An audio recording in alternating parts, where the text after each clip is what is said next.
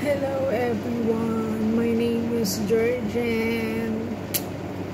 Alam niyo guys, naboboard ako ngayon ng materia. Mga kapwa ko, FW, kumusta kayo dyan sa iba't ibang panig ng mundo? Kumusta ang mga kalagayan natin? Sino bang nakarelate dito sa inyo? Pasensya na nga guys kasi first time kong magyaw-yaw dito sa aking video. First time ko magyaw-yaw. Kasi naboboard ang lola nyo. Walang kausap. Nandito ako ngayon sa shop. 3 PM pa ang open ko. Actually is 8 minutes na lang para mag-open ako ng shop. Wala lang, naboboard lang ako. Yaw-yaw lang ako sa harapan ninyo. I-try ko lang, trip lang. Try ko lang kung ano ang pagkaramdam na mag-yaw-yaw dito sa harapan niyo. So, sino ba ang sa inyo, yung mga OFW na hanggang ngayon hindi pa nakauwi ng Pilipinas? Guys, 7 years na ako dito sa UAE. United Arab Emirates, UAE. Sorry. Actually sa Pilipinas ang sinasabi nila is Dubai. Guys, ang Dubai is city. Hindi siya country guys ha, ang Dubai is city. Dubai is part of United Arab Emirates kasi may 7 Emirates dito. Kumbaga sa Pilipinas, Luzon, Visayas, Mindanao, yun. Ang capital ng UAE is Abu Dhabi. Ang Dubai is city. Open city siya. Kumbaga nandun na lahat. Nandun na lahat yung sinasabi nilang Little Manila. Lahat, maraming Pilipino doon. Dito ako nakabase ngayon sa Umm Quwain, isa sa Emirates ng UAE. Umm Quwain. Kumbaga ito ay probinsya na siya. Ghost town kung tawagin nila kasi mabibilang mo lang yung mga building na nandito, yung mga mall. Ilan lang ang mall dito. Pero in fairness, ang probinsya siya pero malapalasyo ang mga bahay dito guys. So, ayun na nga. Sinong nakarelate, nakaano sa inyo na 7 years na hindi pa ako nakauwi? Sino nakarelate dun sa inyo? Yung work ka lang. Pero hanggang ngayon guys, sa totoo lang, wala pa rin akong ipon. Ay, nako, buhay. Hindi ko alam kung anong iyayaw-yaw ko dito sa inyo.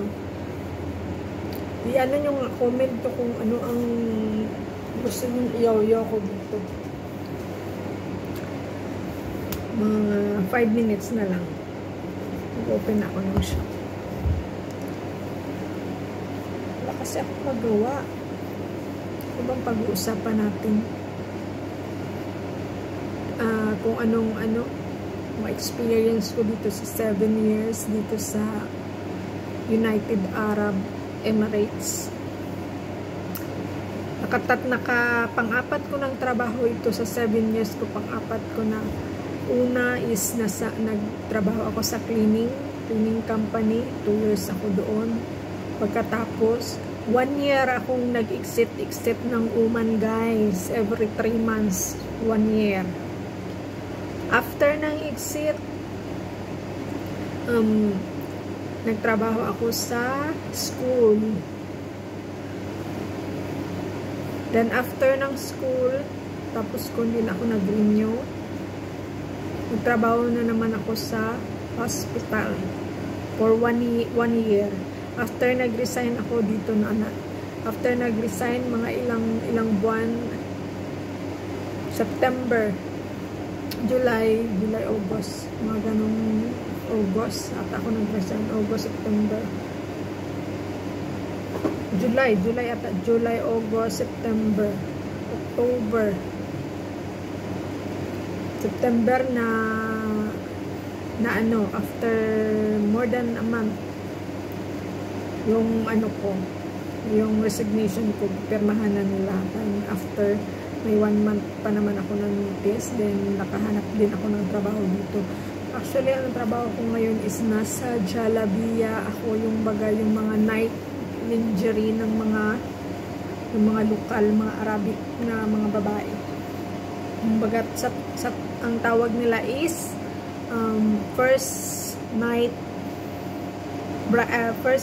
night, yung baga yung ganun, yung baga sa honeymoon, yung alam nyo na. So, dahil naboboard ako, wala lang, trip ko lang magyaw-yaw dito sa harap ng camera na parang ano, ling-aling. Hindi ko alam kung anong sasabihin ko. Guys, first time ko mag-vlog ko, no. Trip lang. Ba anong kalalabasan nito. Pero sa susunod na upload ko is magkukwento ako sa inyo kung paano ako nakarating dito sa UAE, kung anong mga experience ko, kung paano ako nakatrabaho, naka-apply, kung ilang exit na ako sa Oman. Kasi actually Oman dito ang kung halimbawa visa ka dito, kung halimbawa 3 months visa ka, 3 months visit visa ka dito, tapos kung gusto mo pa magstay kung marami kang datong na tinatawag, tapos kung gusto mo pa magstay ng another 3 months, kung ayaw mo pa maghanap ng trabaho, magliwaliw ka lang dito sa Dubai, dito sa UAE, pwede ka mag-exit after ng visa mo, as long as hindi ka pa na-overstay. Kasi once na na-overstay ka, ang first day nila dito is nasa 250 ata. Ay, hindi ko lang sure, 250 or 300 the first day. Then after second day is 50 dirham hanggang 50 dirham kung ilang days ka na overstay na hindi ka pa pagpalit ng visa mo. Then pero may bago na silang ano ngayon dahil stricto na ang law ng UAE. Ang nabasa ko is ang overstay nila dito is dati 250 or 300 something. Ngayon, once na first day overstay ka, kung halimbawa ang visit visa mo is hanggang December 30 lang, then hindi ka pa naka-apply ng another visa for extension na gusto mo pa mag-extend dito for 3 months, 2 months, or 1 month, tapos na overstay ka na ng 1 day, kung 31 hindi ka pa naka-exit, magpa-fine ka na ng 1,000 dirham, which is 1,005 15,000 plus sa peso. O diba? Plus, hindi ko lang alam after another day, plus ng araw ng mga hindi ko lang kung magkano yung kasi dati 250 to 300 first day na overstay, then after 50 na sa mga susunod na araw. Pero hindi ko lang alam sa ngayon 2024 kasi may nabasa lang ako na 1,000 to 1,000 first day na overstay, then hindi ko lang alam kung magkano na 50, 100, hindi ko lang alam. Sa yun lang ang nabasa ko, 1,000 first day fine mo. So ngayon it's 3 o'clock, mag-open tayo ng shop, kaya samahan na ako, tara. So guys, mag-open tayo ng shop. Open sesame sa ating mahiwagang pinto. Ay, napaka ilaw.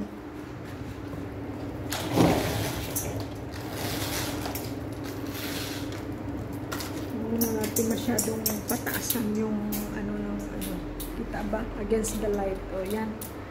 Yan ang aking maliit na shop lang ng aking amo. Ay, nako. Sa susunod, mag a day in my life. A life. What, anong tawag nila doon? Sinsya na. Try ko lang mag-vlog ko, no. Yung kung anong mga content natin. Ayan, may puro mga lingerie yan. Ito yung mga benta ko. Yan. Yan mga benta ng aking amo. Tapos, may mga pillow case. May spray kami for sa room. And then, perfume. At ito ang aking mahiwagang lamesa. Yan. So, anong next na gagawin? Wala. Uupo. Mag-antay ng 10 PM at uwi ng bahay. Next na, ano guys, next na, ano ba itawag ko sa inyo? Next na video ko, upload ko, a day in my life. Charot. Char lang. Hindi ko alam kung anong mga content ko kasi wala ang masyadong ginagawa dito, guys. Wala masyadong pagkatapos ng bahay, pagkatapos ng trabaho ko rito, bahay, tulog, gising, balik na naman dito, uupo. Actually, ang ano ko, ang duty ko is 3 PM until 10 PM. Pero yung kasi magkapatid itong shop na to, tsaka yung nasa kabila, baya ang mga benta doon, ang mga display. Ang nagtatrabaho naman doon is asawa ng pinsan ko. Kumbaga isang room lang kami, ang oras ng duty niya is 1 PM. So nakikisabay lang ako para less ang pamasahe namin kasi hindi kami free sa transpo, hindi kami free transpo dito. Sa aming sariling bulsa kami kumukuha ng para pamasahe namin. So ayun na nga. So, sa next video ko, anong yaw ko, hindi ko rin alam. Wala lang, trip ko lang magyaw-yaw dito. Para akong buang-buang na 48 years ang customer dito na pumapasok. Pero ngayong January 9, 10, 11, 12, may event kami, may exhibition kami ngayon sa Abu Dhabi at isasama ko kayo doon kung ano ang ginagawa namin doon sa exhibition for 4 days. Okay? Papakita ko sa inyo kung anong ginagawa namin doon. Then after that, after ng event ng 4 days, 9, 10, 11, 12, pahinga ako ng 2 weeks. Then again, pa Abu Dhabi na naman ng 27, 28, 29, 30 exhibition na naman. Mas gugustuhin ko ba, alam nyo guys, mas gugustuhin ko ba mag-exhibition kami sa event kasi hindi ako naboboard. Dito boring talaga ako pero okay lang naman. Kasi walang sa tatlong company ko na before na nagtrabaho ako, lahat may supervisor, manager, assistant supervisor, mga right hand, kung ano pa yan dyan, may amo ka pa, lahat na lang. Pero dito ngayon, ako at ang amo ko lang. Kaya yun ang malaking pasasalamat ko Kasi kahit papano, kasi kahit konti lang yung, alam mo yun, yung sahod ko, at least ako lang, tsaka yung amo ko lang, na ang nagko-communicate dito, tsaka yung mga mananahi lang. Yun lang, wala ng supervisor, walang manager na gawin mo to, bakit ka late? Bakit hindi mo pa ginagawa to? Bakit ang rumi dito? Bakit ganito? Wala. Hawak ko ang oras ko dito. Hawak ko ang oras ko. Kung malate man ako, at least ako lang ang nandito sa shop. Maaga ako papasok. Alas 3 ako papasok. Ganyan. Walang problema. Walang kompetensya. Walang sip-sip. Yung, kumbaga ganun yung trabaho ko ngayon dito is peace of mind. Nasa, ano ba, yung baga, yung walang stress. Kumbaga, sana kayo sa akin ginayaw-yaw kasi hindi ko na alam kung anong sasabihin ko. First time ko dito, guys. Mag-iisip muna ako ng ano ko dito, ng ipangalan ko sa aking vlog ko, no, para naman kahit papaano maaliw ako, kahit papaano may babasahin akong mga comments, yung mga basher, alam ko may mga basher, mga ganun, kahit wala pa naman, feeling lang, charot. Pero guys, alam nyo, gusto ko na talagang umuwi ng Pilipinas. Alam nyo, 7 years na ako dito sa Dubai. Hindi pa ako nakaka-uwi ng Pinas. Gusto ko nang umuwi, guys. Ay na lang. Sana ngayong year 2024 makauwi na ako. Pero guys, maraming salamat. Sana suportahan nyo ang aking channel, ang aking vlog ko, no. Wala lang, para lang maaliw lang ako, para mawala yung homesick ko. Alam ko namang may pinsan ako dito, pero iba pa rin yung alam yung may ano ka. Kasi ako yung tao na trabaho lang, bahay lang. Ayaw ko na yung maraming kumbaga graduate na ako dun sa mga, alam mo yun, yung dati yung mga bata pa tayo, ang daming kaibigan, ganito ganyan, lakad doon, pasyal dito. Ako ngayon, ay Diyos ko, pag nasa trabaho lang, pag-uwi ng bahay, tulog, kain, tulog, yun lang ang life ko dito sa Dubai, ay sa UAE, sorry pala, hindi ako nasa Dubai, nasa Umal Queen ako. Ang Umal Queen is part din siya ng UAE, kung isa siya sa mga Emirates ng UAE. So, ayun na nga.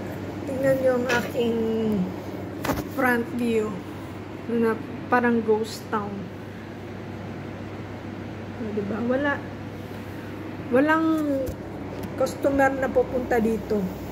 Siguro once in a blue moon lang. Titingin-tingin lang, pero more on online kami. Online. Dito ako nakatutok, kaya ang trabaho ko, upo online lang, kung sino mag-inquire, sino mag-order, ganun. Busy lang ko pag nasa event na. Pag nasa event na ako, tapos doon ako magstay sa Abu Dhabi. Mga siguro ang biyahe ng dito sa amin, papunta ng Abu Dhabi is almost 2 hours. Yan, almost 2 hours. First day tsaka last day lang ang pagod kasi maghahakutin ko pa ito lahat, display doon kasi by boat kasi yun, maliit lang na boat, tapos i-display mo, ganun. Magstay ako doon ng 3 nights and 4 days, pero libre naman yung lahat, libre ng amo ko. So ayun lang guys, maraming salamat.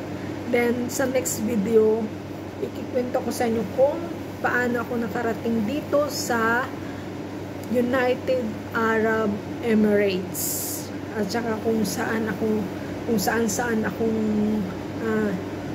Emirates tumira, kung saan yung mga naka-assign, yung mga located, yung mga work ko before. Diba? Okay, thank you guys. It's 20 minutes na. Maraming salamat sa aking walang kwentang pagyaw-yaw dito sa harap ng kamera. Maraming salamat. Sana suportahan nyo ang aking channel kahit wala itong kwenta, no? Kahit ano na lang ang sinasabi ko dito kasi para mawala lang yung board ko. So, ano pang sasabihin? Please subscribe. Click the button, the notification bell para updated kayo sa aking mga vlog, charot, kahit wala pa naman. Kahit isa pa lang ang na-upload ko, at least na-click nyo na ang notification bell. Share, kumbaga share and like, subscribes na rin. Maraming salamat. Maraming salamat po sa lahat ng mga OFW na nagsakripisyo para malayo sa kanilang mga mahal sa buhay. Maraming salamat. Ingat!